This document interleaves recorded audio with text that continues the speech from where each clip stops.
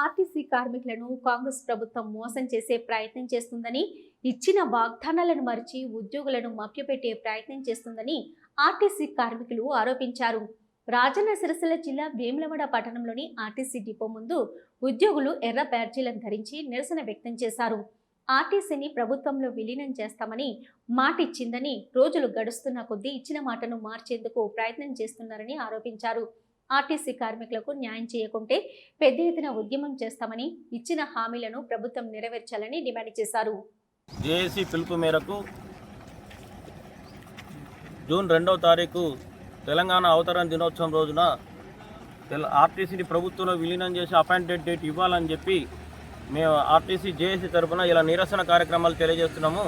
నిరసన కార్యక్రమం చేయవలసిన అవసరం ఏమొచ్చిందనంటే, ప్రభుత్వము అపాయింట్ డేట్ ఇస్తానని చెప్పి మాట ఇచ్చి నిన్నటికి నిన్న రవాణా శాఖ మంత్రి గారు యూనియన్లో ఎలక్షన్ పెట్టిన తర్వాతనే మేము అపాయింట్ డేట్ ఇస్తాము, యూనియన్ గెలిచిన యూనియన్తో విలీన ప్రక్రియ స్టార్ట్ చేస్తామని మళ్ళీ యూటర్న్ తీసుకోవడం ఆ కార్మికులలో ఆందోళనకు గురవుతున్నది.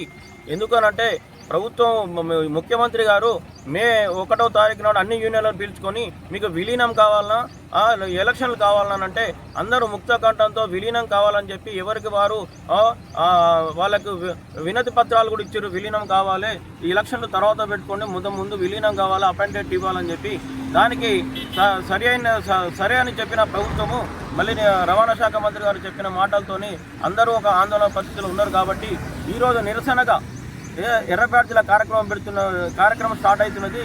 ఒకవేళ 2వ తారీఖు నాడు గట్ట అపాయింట్మెంట్ ఇవ్వకుంటే కార్మికులలో ఆందోళనతో పాటు రేపు జరగబోయే కార్యక్రమాలు ఉధృతంగా ఉంటాయి. మళ్ళీ ఆర్టీసీలో మళ్ళీ గొడవలు పోరాటాలు మళ్ళీ స్టార్ట్ అయ్యే సూచనలు ఉన్నాయి. కాబట్టి ప్రభుత్వం అంత దూరం తీసుకోకుండా వెంటనే గౌరవమైన ముఖ్యమంత్రి గారు 2వ తారీఖు నాడు అపాయింట్ డేట్ ఇచ్చి ఆర్టీసీ కార్మికులలో సంతోషాన్ని, ఆనందాన్ని, ఆయన ఇచ్చిన మాటను నిలబెట్టుకోవాలని చెప్పి కోరుకుంటూ ఆర్టీసీ జేఏసీ తరఫున వేములవాడ డిపోలో ఈరోజు దాదాపు ఒక 100 మందితో ఆ ఎర్ర బ్యాడ్జీ కార్యక్రమాలు నిరసన జరిగిందని తెలియజేస్తుంది. కార్మికుల ఐక్యత, కార్మికుల ఐక్యత, ఆర్టీసీ ప్రభుత్వంలో వెంటనే, ఆర్టీసీ ప్రభుత్వంలో వెంటనే, ఆర్టీసీ ప్రభుత్వంలో వెంటనే.